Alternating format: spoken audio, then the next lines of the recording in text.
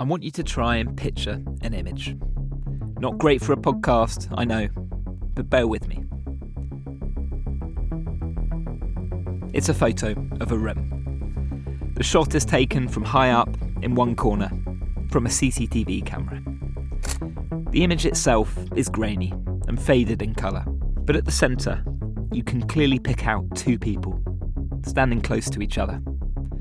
One, a man on the left, has his arms reached out. The other, on the right and closer to the door, is doing likewise. And between them is a package. It's the person on the right who draws the eye immediately. They're wearing a backpack. You can see they're white, the forearms are showing, but you can't tell much else.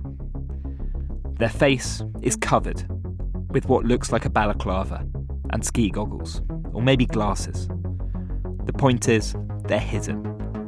Deliberately hidden. Taking a look at this, your mind kind of wonders, could this be the smoking gun? What's in this box? Is it hacked emails? Could it be a message from Russia? Marshall Cohen, a reporter with CNN, was part of the team that uncovered the photo. They knew the moment they saw it, they had a scoop. And it's like something from a film, because the guy had the balaclava on and sunglasses. I mean, point being, his face is totally obscured. Yeah, I mean, if he was doing something, it seems like, you might be doing something shady if you are putting on a disguise, trying to avoid being seen. Clearly, he wasn't delivering a pizza. Okay? Do we know what happened to the package or what was in there at all? Unfortunately, we don't. But we do know what happened that day. WikiLeaks, the group that publishes leaked information, sent an email to say that they had the archive. It's since become public knowledge that the account they wrote to was controlled by Russian spies. 4 days later, WikiLeaks published 20,000 hacked Democrat Party emails on the eve of its presidential convention. We also know something else. This wasn't pulled from the CCTV of a shady Moscow building or some anonymous Washington DC hotel. This was playing out in the luxurious red brick apartment block in West London, just 2 minutes walk from Harrods. I'm Ben Riley-Smith. This is Crossfire from the Daily Telegraph, Episode 5, The Hack. In this episode, we follow the story of how one man managed to transform the American election without even leaving Belgravia. Now, there were two big releases of hacked information before the 2016 vote. One was of Democratic National Committee emails, and they showed the supposedly neutral body trying to help Hillary Clinton beat Bernie Sanders to the presidential nomination. That was the one that dropped just before party convention. Not good for Clinton. The other, which came in the final month of the campaign, was from the email account of John Podesta, Clinton's campaign chairman. Secret speeches, unguarded comments about the candidate. Again, not good for Clinton. Here's what Amelia Thompson-DeVoe, a reporter for the website 538, remembers of why it was so damaging for Clinton, especially the Podesta emails. People were plainly paying attention to the leaks, and it didn't help her for pretty obvious reasons. These emails really laid bare the inner machinery of her campaign in a way that was often not flattering. I think probably if you looked under the hood in any political campaign, you'd find things that wouldn't necessarily reflect well. But this was all happening during a sort of critical late stage in the presidential campaign. And, it was a distraction. It didn't look good for her. There were these back and forths that I can remember between her campaign advisors about how do we sort of take this person who isn't necessarily a natural politician and make her seem more authentic. And of course, that's exactly the thing you don't want happening if you are trying to present yourself as authentic, to have, the details of how people are trying to portray you that way behind the scenes. It was especially damaging because it did it tended to reinforce some negative things that were already out there. So, the hack happened. It hurt Clinton. It mattered. And that red brick building in Belgravia is the epicentre. Why? Because it's the Ecuadorian embassy. And in 2016, it was still the home of Julian Assange, the founder and architect of WikiLeaks. For almost 7 years he lived there, fearing extradition to both Sweden for a rape allegation and America for the vast cache of diplomatic cables he published in 2010. It is the comings and goings in that building that I'm really interested in, because it reveals something about US elections, both the last one and the one we're about to face. Not just the ease with which they can be manipulated from afar, but also about the willingness of Trump and his allies to lean in. I went there to see the embassy myself. Well, here we are inside the Ecuadorian embassy, and it's only once you step through the door that you realise what a tiny space it actually was that Assange was occupying for those 7 years. We're told the embassy is about 250 metres squared, so that's maybe a dozen rooms, and it is small. I mean, I'm standing in the main room that Assange used. He used a couple. It's maybe 5 metres squared, polished wood floor. It's been stripped bare since he's left.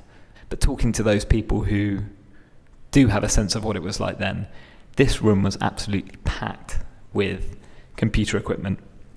There were 10, 20 laptops, 10 mobile phones, metal boxes to one side packed with wires and cables and internet routers. This is where he spent most of his time. Sometimes he wouldn't be seen for days, having not left this room. He was also very secretive. There is a keypad on the outside with all the numbers lit up with a blue light. Only he had the code. To give you a sense of how small this area is, I'm just going to walk down the corridor from the front of the apartment to the back. We're passing a communal area, some of the offices where the officials work, a big meeting room with a brown table, and now we're pretty much at the back of the apartments. And on my left is a second of the rooms that Assange would use. Actually, it's padlocked and taped up with yellow and black tape right now. And then if I walk all the way at the back, you pass a kitchen, and then right at the back is what was nominally his bedroom. So it's a small room, maybe 3 or 4 metres long and a couple of metres wide. There's also a shower unit, and next door there is another small shower. So that is the totality of the space that Julian Assange lived in for the best part of 7 years. It's quite remarkable, really. Understanding the full extent of WikiLeaks and Assange's involvement in the release of the hacked material is hard, but luckily there's a cheat sheet. The Mueller report is 448 pages long and contains about 200,000 words. That's the length of Moby Dick, or approaching half of War and Peace. Special counsel Robert Mueller's team had almost 2 years to scrutinise Russian interference and had a big section on the democratic hack. Here's the first line from that part. The GRU hacked the computers and email accounts of organizations, employees, and volunteers supporting the Clinton campaign, including the email account of campaign chairman John Podesta. And a little later, this. In total, the GRU stole hundreds of thousands of documents from the compromised email accounts and networks. The GRU later released stolen Clinton campaign and DNC documents through online personas DC Leaks and Guccifer 2.0, and later through the organization WikiLeaks. The release of the documents was designed and timed to interfere with the 2016 U.S. presidential election and to undermine the Clinton campaign. So the core conclusions again. It was Russia that did the hack. It was WikiLeaks who partly distributed the material, and the Kremlin intended to undermine Clinton. Understanding the degree of Assange's direct involvement is more difficult, and that's where the work of CNN comes into play. My name is Marshall Cohen. I'm a reporter with CNN, where I have been since 2015. In early 2019, Cohen and his colleagues got their hands on what Fleet Street types would call a marmalade dropper. A story so good, It makes you drop your marmalade in the morning. It was incredible. CNN and CNN en Español in Ecuador and elsewhere obtained hundreds of surveillance reports. We're talking about visitor logs, daily reports and happenings at the embassy, video footage of Julian Assange inside meeting visitors and taking guests, and still images as well from those surveillance cameras from his stay over several years. The documents were produced by a private security company on behalf of the Ecuadorian government, probably to keep tabs on Julian Assange. They were forensic in detail and give a picture of what Assange's life was like and the influence he wielded. You know, his power rivaled that of the ambassador. And if the sitting ambassador gave a decree or a decision that Julian Assange didn't like, the security logs clearly show that he would work around it, and he would reach out to his very powerful allies in Quito, the Ecuadorian capital. He had a close relationship with the foreign minister of Ecuador, who of course is the boss's boss of the ambassadors. And it seemed almost that he had been amassing this power and waited for the right moment to use it. Russians. You guys report that some Russians visited Assange during the summer of 2016, and one in particular. Can you unpack that? Yeah, summer 2016, right? So turn back the clock here. Donald Trump and Hillary Clinton just are now becoming the nominees of their parties. You can forget about the primaries. It's time for the general. And things are getting serious. This is when Americans start to tune in and start really paying attention and forming their opinions. Lo and behold, Julian Assange was taking visitors, Russians, at the embassy in the month of June 2016. There were several interesting guests. The most interesting, I would say, was a man by the name of Nikolai Bogachikin. He is the bureau chief for RT in London. RT, of course, being the Kremlin-controlled news outlet, propaganda outlet that the Russian government uses to spread its desired message around the world. On one of those visits, and it is incredible to read this, Nikolai Bogachikin brought a thumb drive, a USB drive, to Assange. The meeting was arranged almost with no planning, according to the surveillance documents, and it required last-minute approval from the ambassador. We don't know what was on that USB drive. We don't. And the reports don't say. Bogachikin denies that it had anything to do with the election, but Special Counsel Robert Mueller, in his report, says clearly that they cannot rule out the possibility that some people who visited Assange that summer brought hacked materials. Did he deny to you guys that he gave the USB stick, or just that it had anything controversial on it? You know, his statement to us was frankly very difficult to decipher, almost gibberish. But in the past, he has proudly mocked the possibility that he had anything to do with it. For my money, the most fascinating bits in the documents are the CCTV stills. That package drop-off we talked about at the beginning was one of them, done just days before the first WikiLeaks drop, before the convention. Another showed Assange sharing a takeaway with Andrew Mueller-Magoon, a German hacker. He visited Assange 12 times before the 2016 election.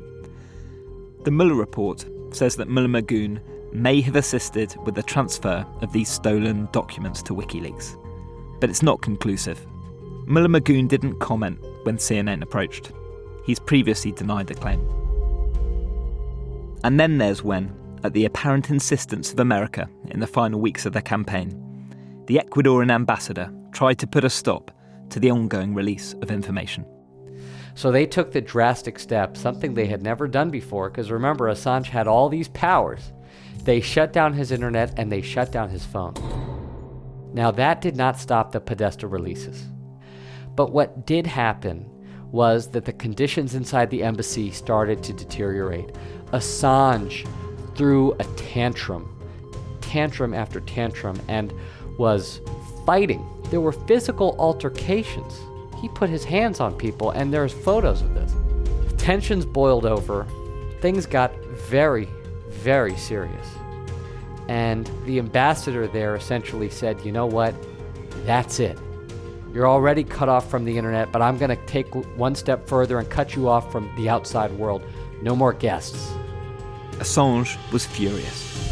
He got the decision overturned by higher-ups in Ecuador, but the relationship was more fraught than ever.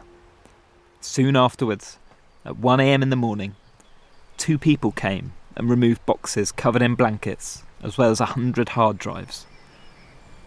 You can see them caught on CCTV, clear as day.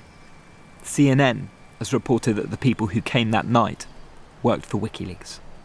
Despite all the controversy and being trapped within the walls of the embassy, Assange was able to maintain the flow of information, and it was being applauded in Trump world. I read the emails, much going through them like everyone I think else interested in reporting or following this did, and it was clear to me that these were devastating. And Assange did interviews subsequently. He said, I've got more, and they'll be equally or more devastating. Jerome Corsi, it's fair to say, splits opinion.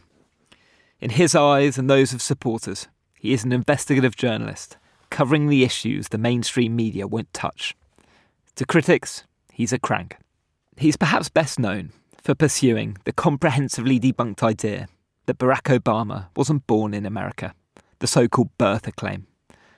He's also a regular on InfoWars, a right-wing media network associated with any number of bizarre conspiracy theories. It was birtherism which brought him close to Trump, another believer who would call to discuss the idea. Corsi agreed to talk to me in New York. I'd expected him to be like his fire and brimstone personality from InfoWars. He once used the platform to challenge Robert Mueller to a fistfight. I'm fed up with this. I want to say to Mueller, let's go out in the backyard of the Justice Department. You got to have let's duke it out. But while he was dogged in defending his positions, he was mild-mannered and more polite outside that bubble. As you heard, he was excited when the emails first dropped. But what he did next would result in him spending dozens of hours being grilled by Mueller's team. He tried to get to Assange. At first, Corsi demurs when I bring this up, but then I quote a bit of the Mueller report. What about the Ted Malek thing? Can I just read? I was going back through the Mueller report and read the bit that Mueller says, based on Malek, I think. He says, according to Malek, Corsi asked him to put Corsi in touch with Assange, whom Corsi wished to interview. Malek recalled that Corsi also suggested that individuals in the orbit of UK politician Nigel Farage might be able to contact Assange and ask if Malek knew them. And then Malek tells you that he might not be able to do it. But that seems to suggest that you were trying to reach Assange in some form. That was quick, so let me repeat it. Ted Malek, another Trump friend who lives in Britain, said Corsi asked to be put in touch with Assange. Corsi also floated the idea of getting Nigel Farage, the former UKIP leader, to make the introduction. Corsi says it was his editor at the website World Net Daily, where he writes, who was pushing the idea. My editors were pushing me to do it. If Joseph Farah had gotten me an airplane ticket, I'd have gone to London to see Assange. I would have rung the bell. I want to distinguish between, I was willing to make some efforts and put out some feelers and all the rest of it, but in my heart of hearts, I thought it was a waste of time. Because I thought, even if I do get in to see Assange, it's not going to produce anything. He's not going to tell me any more than he has already said. So your argument is, yes, you did make some cursory attempts to get in touch with Assange, sure. But you didn't break your back doing it, and it didn't happen in the end. It never happened. And if I had wanted it to happen, if I had been serious about it, I would have gone to see Assange. I mean, I went to Kenya to look for Obama's birth certificate. I'm not hesitant to do these things, but I considered it to be a fool's errand. What do you say to people who connect the dots and say, Russia hacked the Democrats and gave emails to WikiLeaks. Nonsense. But Foolish. wait. Silly. Let me just finish. Completely stupid. Let me finish the line, which is the kind of allegation, I suppose, which is A, Russia hacked the Democrats and gave it to WikiLeaks, the emails. B, that Roger Stone and Jerome Corsi, friends of Trump, reached out to Assange to try and get the emails once they became aware of them. And that C, they would pass them back to the campaign because they would damage his biggest rival. Oh, you sound like Mueller. And in fact, if that had been the case, why was I not indicted? I wasn't indicted because it wasn't the case. Roger Stone is a name that may sound familiar. He's another Trump ally who showed interest in trying to get the information on future WikiLeaks dumps. In 2019, he was found guilty for lying to and obstructing Congress, a crime, partly over his communications with Trump campaign officials at the time. Corsi ultimately has a solid fallback. Never met Assange, never talked to Assange. To invite onto the stage the man behind Brexit. But the same can't be said for another Trump friend, a Brit. The United Kingdom Independence Party. Ladies and gentlemen, Mr. Nigel Farage. Nigel Farage's friendship with Trump was forged in the fire of the 2016 campaign. Where America's political class steered clear of endorsing him, Farage went all in. But I will say this, if I was an American citizen, I wouldn't vote for Hillary Clinton if you paid me. In fact, I wouldn't vote for Hillary Clinton if she paid me. In March 2017, after the election and Trump's inauguration, but while the Russian scandal was escalating in Washington, Farage was spotted walking in to the Ecuadorian embassy. He remained button-lipped about it at the time, but a year later, an American who'd worked with Christopher Steele said he thought Farage had once given Assange a thumb drive. The story exploded. Had Farage been a conduit between Trump and Assange? One gloomy afternoon in March, I got to ask Farage himself.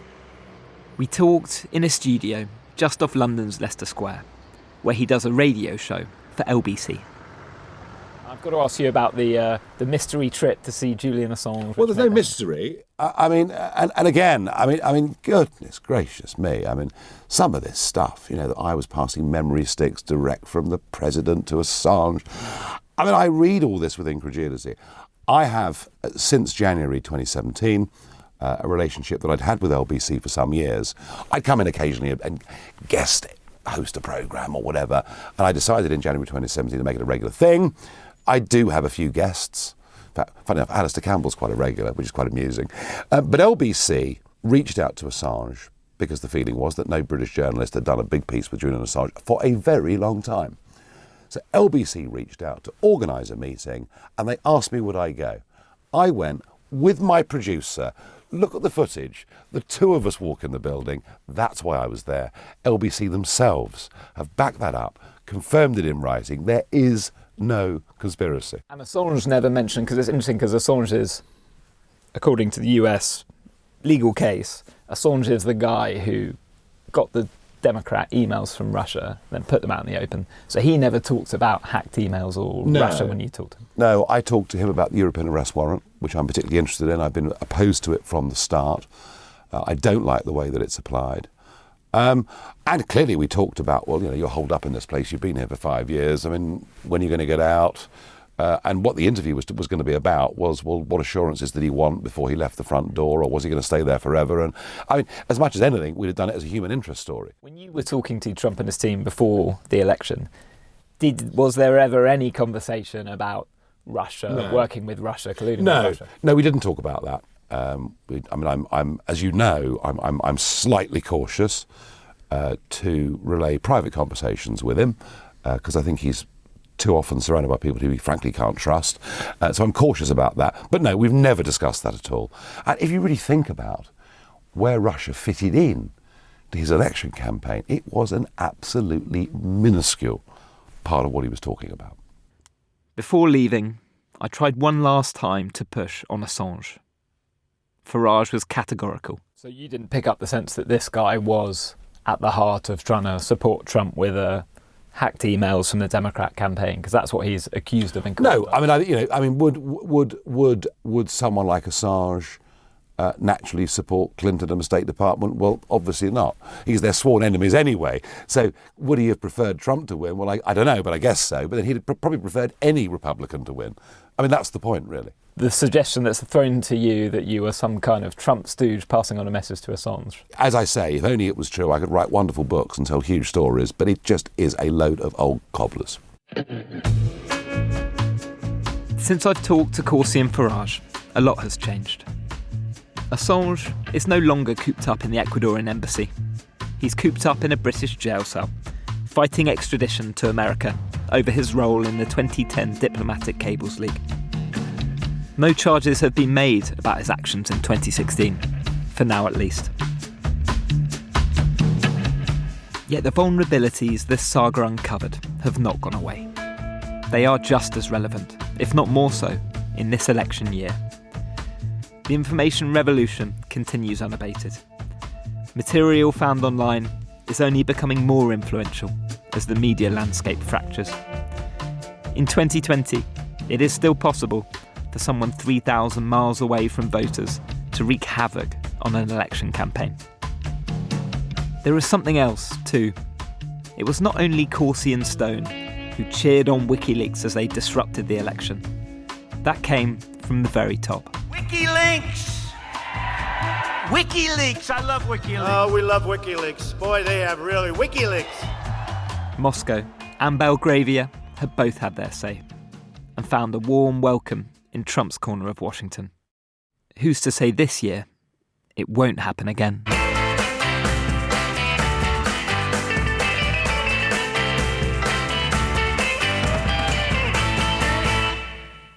Thanks so much for listening. We'll be back next week with another episode of Crossfire from the Telegraph. Subscribe to this feed to make sure you don't miss it. And in the meantime, you can read more about this story, including details that we just couldn't fit in, at telegraph.co.uk/crossfire. Next week on Crossfire.